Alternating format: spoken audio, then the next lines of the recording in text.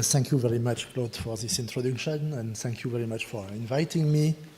So, actually, being at the frontier between artificial intelligence and molecular biology, I'm both using machine learning and developing methods which are at the frontier of logic and machine learning. And today I will be essentially speaking about symbolic logic and also about numbers, of course, because we cannot get rid of them. So everybody, we hear in the news about superhuman performances of AI, and if you compare human beings on the left and the AI computers on the right, I think that we are super good at having fast intuitions and reasoning with analogies. But if we come to extreme rigor, for a human being, it's painful and slow. On the other side, computers are now accessible to some intuition, some because it's only for problems which are defined by data, thanks to deep learning, machine learning, and statistics, essentially. But fast and extreme logical rigor has been the standard for computer for the very beginning. Now our computer can perform 1 billion operations per second. And so from the very beginning, it was expected that machines would show superhuman logical reasoning performances. And effectively, in the 1955, Newell and Simon, which were just interested in theorem proving, they designed this logic theorist. It was a software that was probably one of the first theorem provers, actually. And it was able to prove immediately, very quickly, 38 of the 52 theorems in the Principia Mathematica book, chapter 2 by Russell and Whitehead. These are very simple proofs. I don't know if you ever looked into these books. It's quite unreadable because the symbology is very hard to decipher, but these are very simple proofs. Example of proving that 1 + 1 is equal to 2. And the logic theorist even corrected the proof in this book. So it was a very nice result, and people were very excited at this time. And then essentially nothing happened. And why? Well, basically because complexity theory explains this more or less thanks to the Cook-Levin theorem. So the Cook-Levin theorem is a theorem that proves that there are some problems. So SAT was the first one, NP-complete problems which seems intrinsically hard for computers, and possibly for humans too, we don't know. Essentially, the consequence of this theorem is that if we believe in the conjectures that P is not NP, then algorithms that would be able to solve all this problem, in the worst case, they would have an asymptotic exponential time behavior. And I put worst case and asymptotic in italics because they are important. Worst case is not obvious. Obviously, it's not obvious. It's not always the case that we are in the worst case, and asymptote can be very slow to go. To give you an example of an NP-complete problem, I use this very simple problem, which is the Sudoku that everybody knows. So it's an NP-complete problem. So NP-complete, we must speak about asymptotic behavior. So you might think that the problem size can grow arbitrarily, and you can go to denser and denser Sudoku. And also, even with the super fast speed of computer nowadays, there are so many combinations of numbers on this grid that enumerating all of them and testing them, if they are a solution or not, would take ages. And when I say ages, 10 to the 51 ages of the universe, it's just impossible. So fast brute force will fail. Will fail. And there is nothing we can do with fast brute force. But in practice, they can be solved in milliseconds. And this is logical reasoning. So it's not neural nets. We have a set of variables here. In the case of Sudoku, there are cells that contain numbers from 1 to 9 and which are unknown. We have a set of properties on this variable, so these are logical gates, but in the case of Sudoku, there will be the fact that all the numbers in a row, in a column, and in a supercell must be all different. And then we want sort of, so we take the conjunction of all these properties and we want sort of invert the function. So we impose that the output is maximum, it's equal to 1, it must be true. And we want to find the value of the propositional variable in this case, so Boolean variable in this case. So it's a sort of, it's an optimization problem.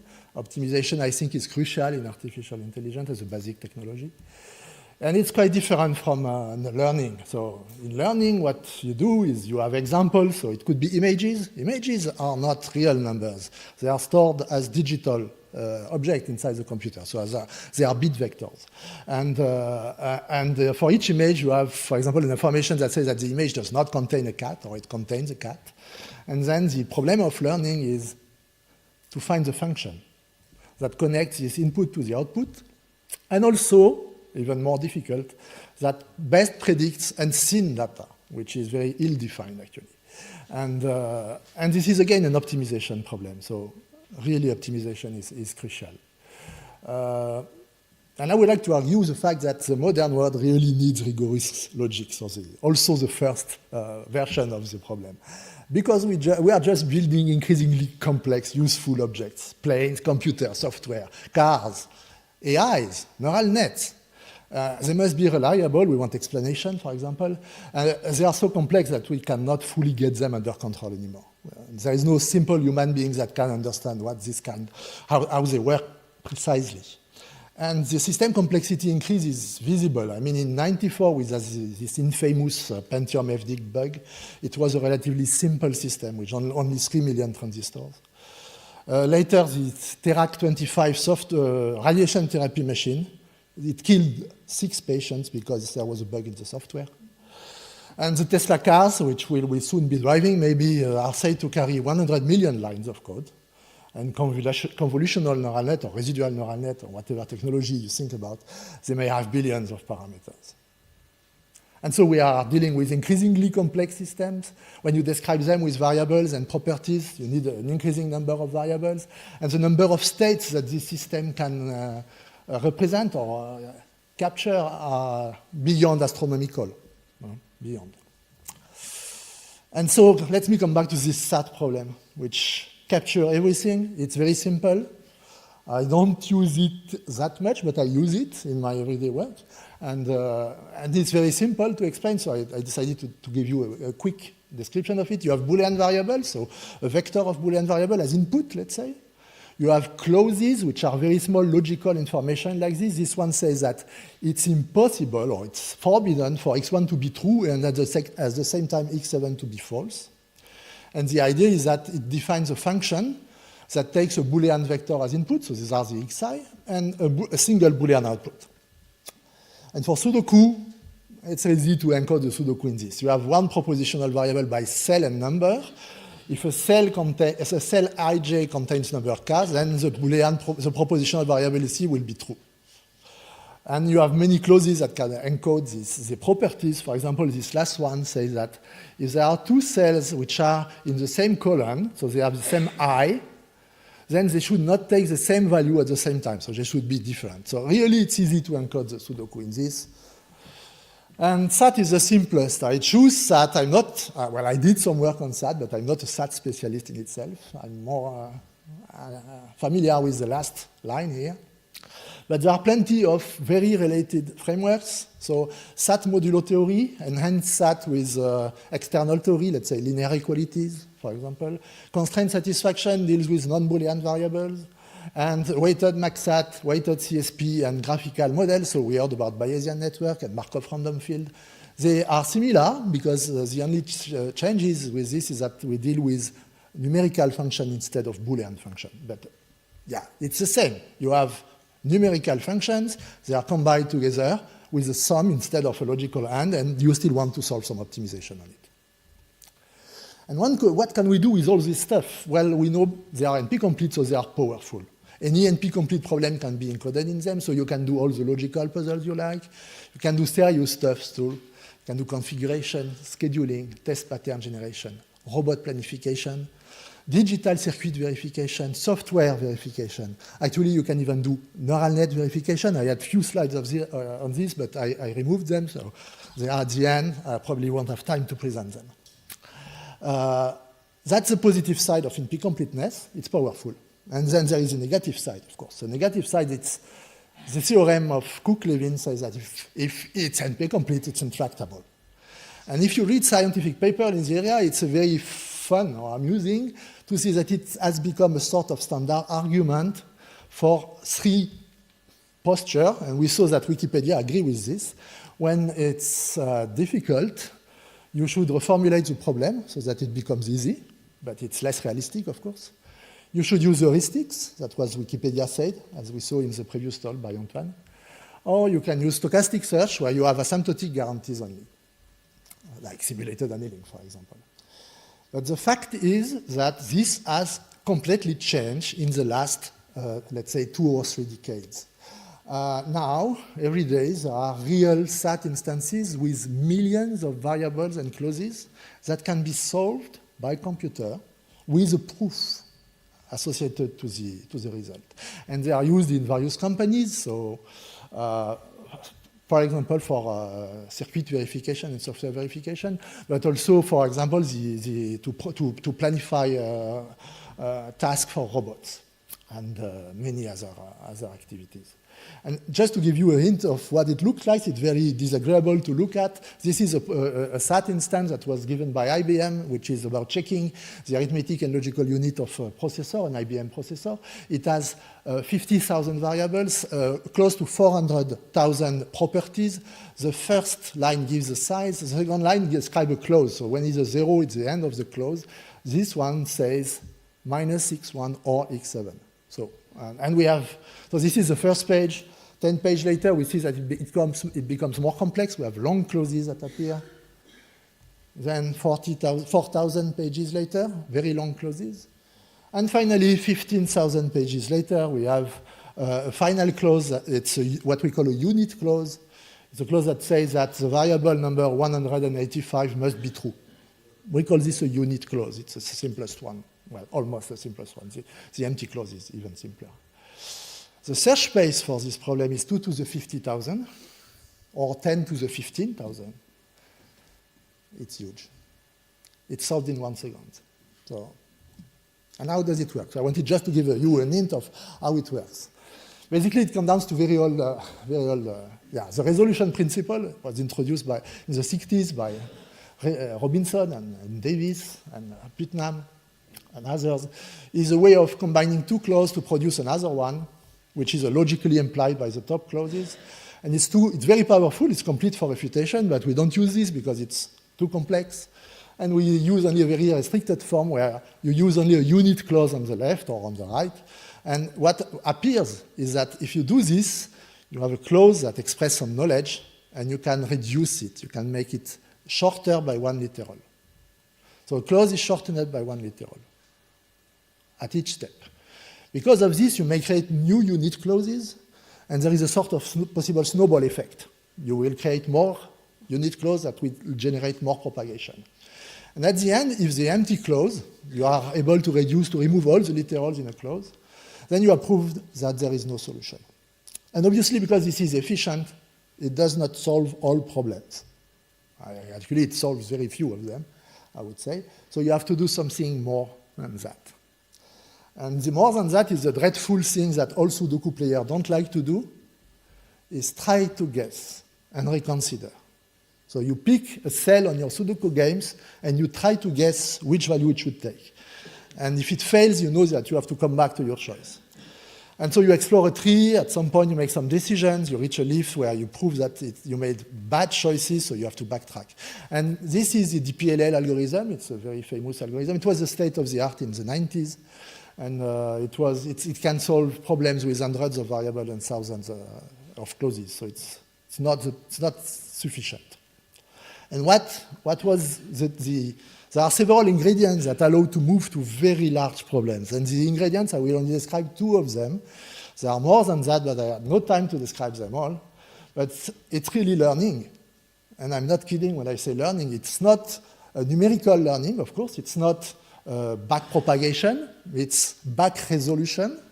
So what is done, we follow a long line of research in symbolic AI. So it comes down, I think this paper is very interesting for people who look into this, by Stallman, the GNU the guy that created the GNU Foundation. You trace back essentially your failure here.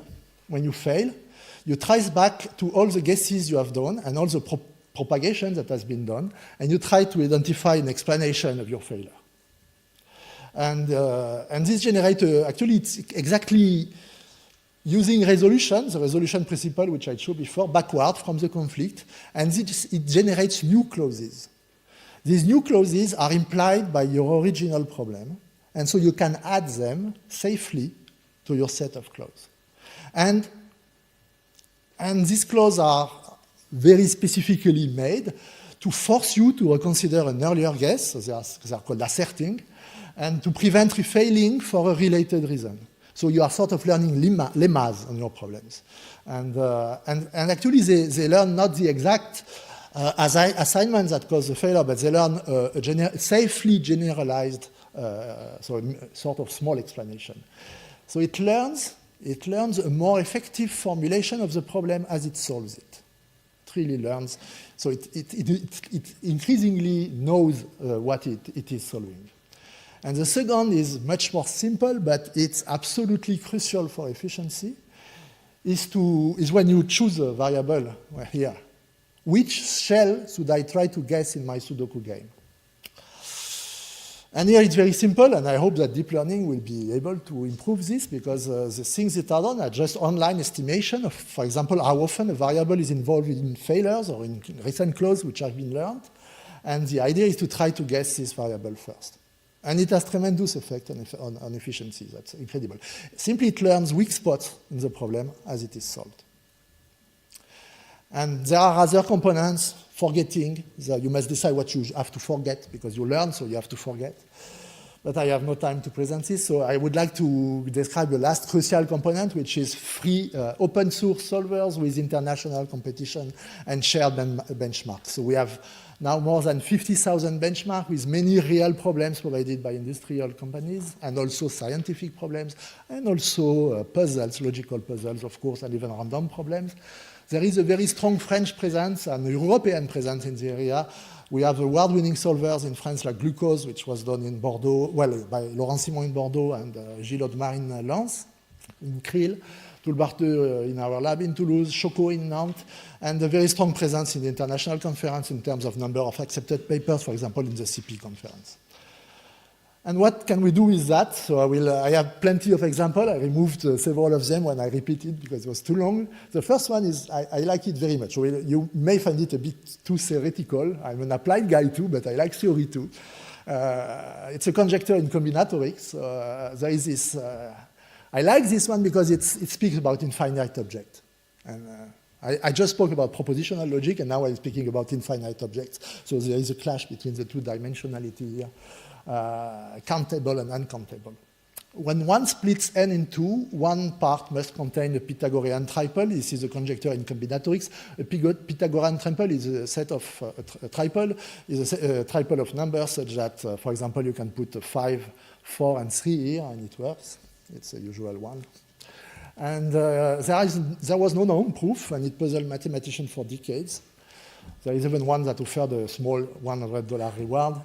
And last year, there was a SAT solver proof. And it's funny when it comes to explanation. The proof is 200 terabytes long. The author compressed it, the author which are Oliver Kuhlmann and Victor Marek, compressed it to 86 gigabytes using a stronger proof system. But it's still totally unbearable for humans. And so I like it because it has a sort of finitized Gödelian flavor. For those who know, Kurt Gödel proved that if you have a set of axioms which is both consistent and powerful enough to describe arithmetic, so piano axiom, for example, there are some statements which are true in this framework, but which are improvable. And it's a very deep and result. And this new type of proof by SAT solver, whether it's math or not, shows that size matters too. So even if the proof is finite, so it's only a 200 terabytes proof, there may be true provable statements we will never be able to prove because they have extremely long proofs. And that's frightening also.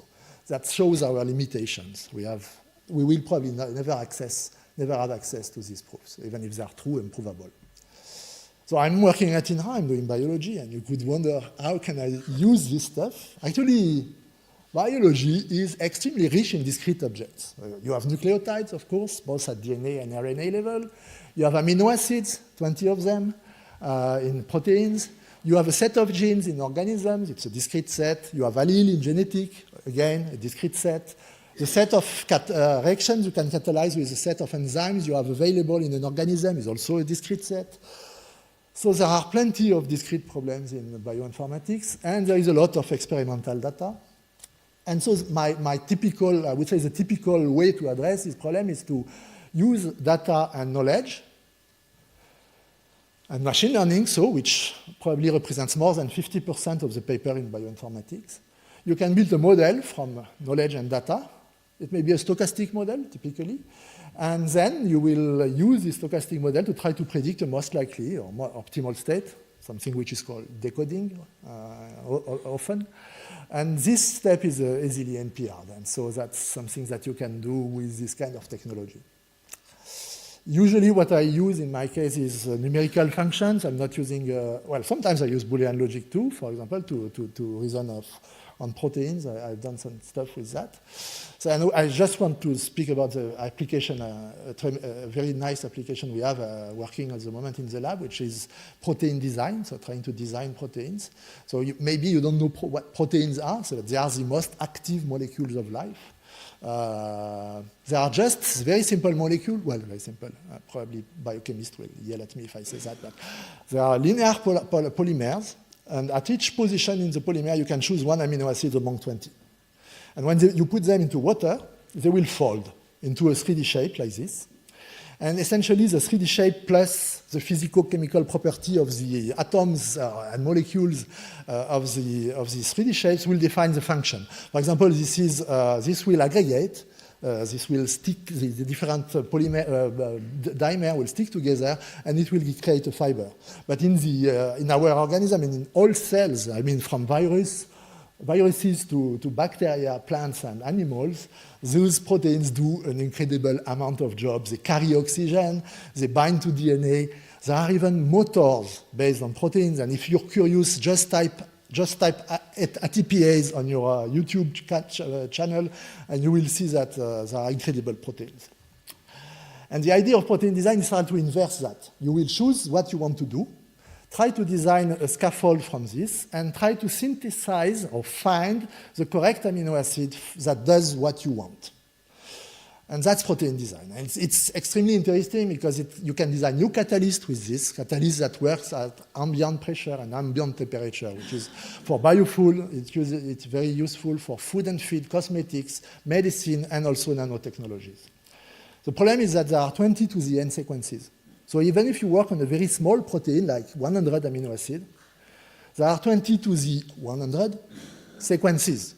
And so this is a sort of intractable for experimental techniques, although there are things that do work to some extent, like directed evolution. But the idea of computational protein design, for me, it's a mind-blowing idea because it's essentially the idea to go from bits, which will describe the protein in the RAM of the computer, to atoms, or from information to functional matter. And it's a mind-blowing mass, 3D printing-like capacities at atomic level. I say 3D printing-like capacities at atomic level and mass because we have the bacteria and microorganisms which contain a ribosome, which is a sort of our favorite 3D printing machine here. And it can do that. They can reproduce themselves, so that's wonderful. And then you can build, because amino acids are very rich in terms of chemical and physical function, you can do both structural and functional molecules, a very powerful origami, much more powerful than with DNA or RNA.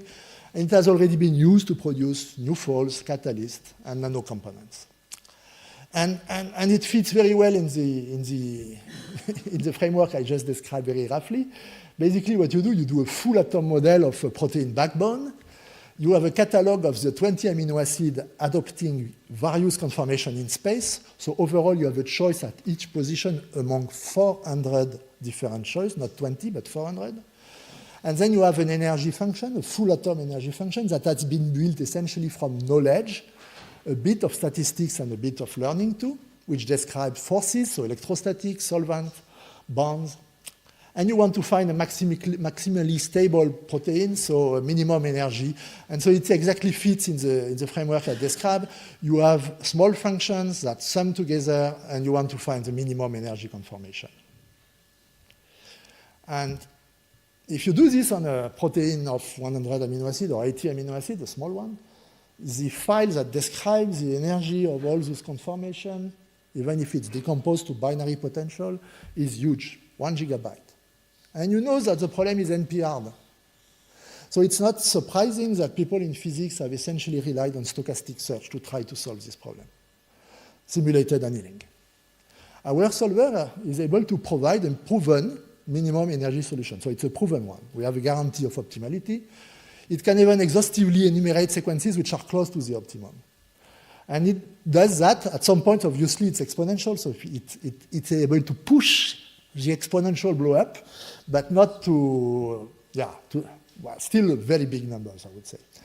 And we have been also able to show that Monte Carlo, actually, Monte Carlo that is used every day to solve this kind of problem, typically, well, it works well on the easiest problem, but as the problem becomes harder and harder, it will increasingly fail to find the optimum. And it climbs very quickly. And so, essentially, when you use stochastic search, you think that asymptotic convergence saves you. But again, size matters here. Infinite can be very far away from 0. And we tend to forget this, really. We tend to forget this. We make the assumption that 1 billion is close to infinity, but that may be completely false. And we did some experimental work, so I have my colleague, so this is to be submitted, so it's not yet published. We tried to do something, so with Arnout Wet, which is a biophysicist, I would say, in Leuven. He's specialized in designing nanocomponents, so symmetric nanocomponents, and so Arnout took one protein, so 2OVP, the PDB name. You see the overall structure here from top, and the surface of the protein with charges from above. You see that it's a pseudo-symmetric. It's not super useful for nanotechnology because it's clumsy. And using its own technique, based on evolution and simulated annealing and the energy function, Arnout designed this symmetric version, which is called TACO. TACO is octopus in Japanese, because Arnout made his postdoc in Japan. And with Toolbar2 and the same energy function, we designed ICA. There is a small difference. So Arnout designed the eightfold protein, and Toolbar2 designed a fourfold protein. And essentially, you can see that the proteins are all very nice, very symmetric. And then you can try to either synthesize 8 blades, as we call them, in one protein, or you can synthesize 2 subproteins or 4 blades and try to make them stick together, self-assemble, or 4. Actually, you have many of them in solutions. The components with 2 blades, so only a quarter of the protein, and they should also self-assemble. And because of the charge in the center here, the TACO is only able to fold in this, with this shape. It's not able to self-assemble. Here, this one works both in full, half, and quarter. So it's small components that will automatically self-assemble while they are in water. And you can check this. So this is checked experimentally, of course. So you have here, the check is measuring the size of the molecule. So we see that all molecules, so both the TACO in 8, ICA 8, ICA 4, and ICA 2, essentially have the same size, same molecular weight in Dalton. So they really fold, they really self-assemble. They all do self-assembly. And then those are 2, so here it's a circular dichroism, and here it's a fluometry experiments. They are trying to measure how stable these molecules are, because the idea is to make blocks for nanotechnology, so you have to, you want something which is as stable as possible.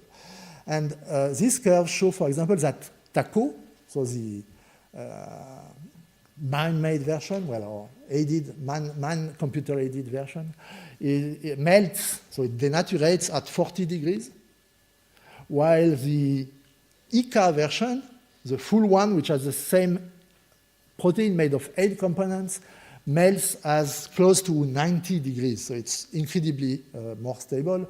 And this is for thermal stability, and this is another experiment that shows that we have the same behavior in terms of, this is a denaturant, so it's a chemical product. And the same thing, TACO is not too stable. Essentially 1.5 moles of this product will denaturate it, while ICA is much more stable. So yeah, so it has really practical, it seems to have practical consequences and more experiments. Yeah, I am finished, actually. So yeah, final messages, asymptotes, infinity and finite. Size matters. 10 to the 10 is no more infinite than 2. And that's really true. And then NP has made, NP solving has made terrible progress. And this comes from learning, but it's a different type of learning. And it's important because it really helps go beyond our capacities. And I think there are plenty of opportunities for works at the intersection of logic and learning. And I'm sure we will read many interesting papers in this area in the near future. Thank you for your attention.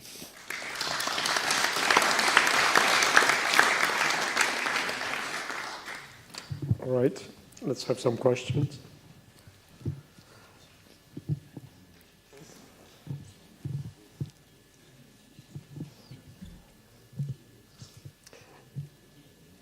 Odile Maki. Excuse me, because it is a very funny question. I think it's kind of a philosophical question.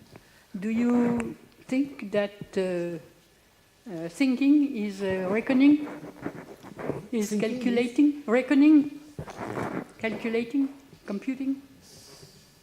That's indeed a very... I would be happy to answer, to give you the answer. Yeah, but because your talk has some flavor of that. I say that, for example, in the beginning, I said that NP completeness is the limit for artificial intelligence and maybe for human too. There are some discussions among people whether we are computing with classical calculus or quantum calculus, for example. So people think about that, but my favorite answer to your question would be the one by Dijkstra. Dijkstra was asked, can machines think?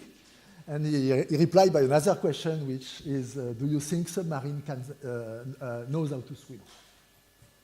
And so machine, do they know how to think?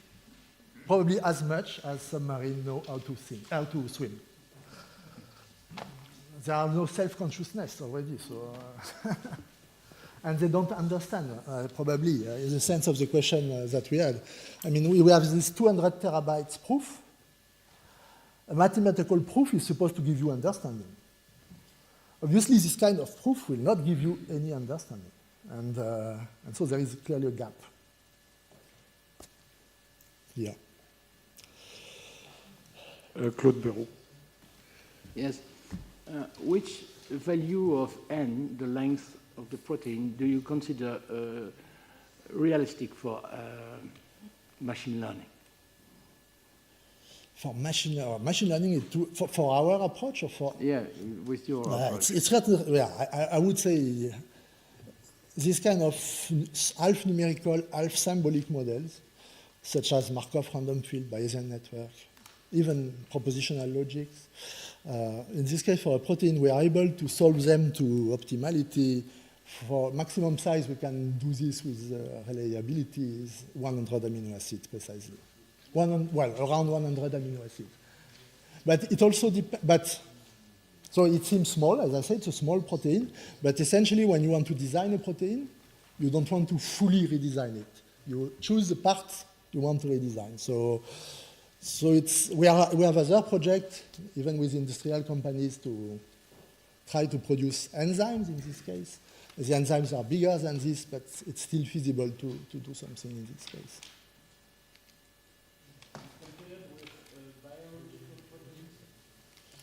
Yeah, it's a standard. It's a standard. Actually, think about it. There are two components when you do protein design. There is the energy function, and there is the algorithm that looks for the minimum energy conformation. With toolbar 2, we know that we reach the true optimum of the energy function. So there is no more question about the algorithm. The algorithm is exact. It's guaranteed to be exact. So all the questions come back to the energy function, and that's what is interesting. How good is the model of the forces at the atomic level? How interesting is the statistical information you inject in those models? And so what you do if you compare to natural protein, which is done in every paper in this area, it's almost systematic, trying to compare what you design with what exists, and shows that you are able to reconstruct things that resemble nature, is often done. Well, in this case, it only, with exact solving, it only says facts about the energy function. Stéphane Mala, and then Olivier Pirot. Yes, at the beginning of your talk, you seem to have motivated the use of logic by the need for verifications of systems. Mm-hmm. There are two ways to verify. One is indeed logic, the other one is statistical. I mean, even in physics, you can have a tunnel effect and you can only be sure up to a certain probability. So what really guides you in thinking that logic will be able to handle verification of such very complex systems as opposed to statistics? Or maybe how would you see the line between the two in your, because that would seem to be the motivation? Well, the fact, the use of logic for verification is sort of, for many systems, it's sort of already standard, I must confess. And symbol, yeah, even, well, yeah, yes, for digital circuit and software, it's standard. There actually are some works already on verification robustness, adversarial robustness of neural nets, for example, using logic. I had these few slides. There are both results on very simple, the binarized feed-forward neural nets, where activation and weights are Boolean, and your activation function is a sign function. And those ones are actually representable as SAT formula, and they can be checked by SAT. So there are papers that are, for the moment, an archive. They date from the end of last year, so they are not yet out. But even for true real network, for usual feed-forward real network, there are already some results. If you think about ReLU, the activation function which is used inside neural nets, ReLU is a piecewise linear function. And the rest of the neural nets are often linear. And so you can represent small neural nets, for a moment, not too small, but semi-size, half size, with a framework which is called SMT of Li, which means SAT modulo theory of linear inequalities. So there is software which is called ReLUplex, which can do this kind of stuff. And so that's why I'm saying, actually, they were able to, for example, they played with, it's not my work, so it's always more difficult to speak about the works of others, but they used those binarized neural nets to train so a convolutional neural net on the NIST dataset, which is very usual, using something like a 14-layer neurons with 200 neurons at each layer. And this translates in a SAT formula. What you translate in a SAT formula is the learned neural network, plus an input, plus new variables that allow you to play with the input, because this is adversarial robustness, plus a bound on the norm of the distortion you are allowed to do on the input. And then you ask the SAT solver to say, okay, is it possible to play within these bounds and change the class of the input? And the idea is very huge SAT formula. If I remember well, there were 3 million clauses, so it's on the fringe of what can be solved, but apparently glucose, so the French solver by Lucas Bordeaux and Gilles Audemars in Creel is able to solve this instance in less than 5 minutes. And so when you put a very strict norm, it's an L infinite norm, so it's max, if you bound the size of the modification to 1 over 255, which is the typical size of 8-bit images, the neural nets they have learned are robust for most of them. When you increase it to 5, if I remember well, almost all are non-robust. So this is sort of expected. You see no differences in images, like we saw before with the Szegedi paper. You see almost no difference by eye, of course, but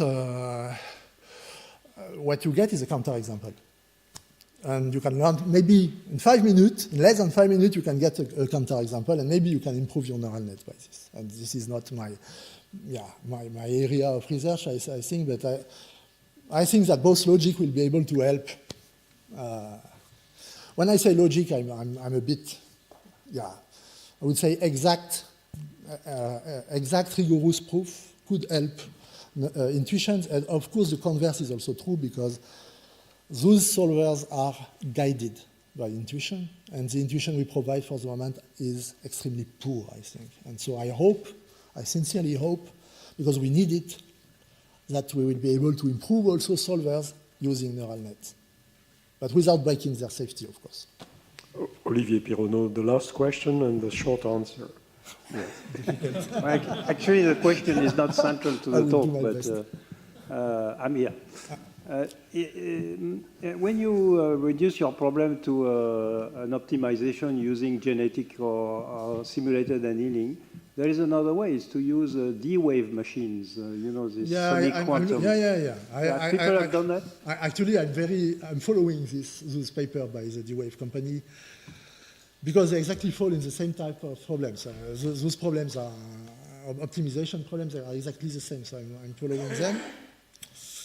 I'm really curious about this paper. Well, there are plenty of results which I could not describe, but there is one result which is important in SAT and all those frameworks, is that if you play with random problems, so problems that you generate randomly, which are the main problems that D-Wave are using for testing their machine, there are non-trivial algorithms. The keyword is survey propagation. It's an algorithm that is able to solve. So random problems, they show all interesting physical properties. When you increase the density of the problem, you have a phase transition, exactly like from gases to liquids and liquids to solids, from satisfiable problem to infeasible problem. And the hardest problem are in the transition phase, and we know that even this very hard problem, they can be solved to very large size by this survey propagation algorithm. But this survey propagation algorithm is absolutely incapable of solving any of those interesting problems. All right, we will have to stop at this point. Thank you very much.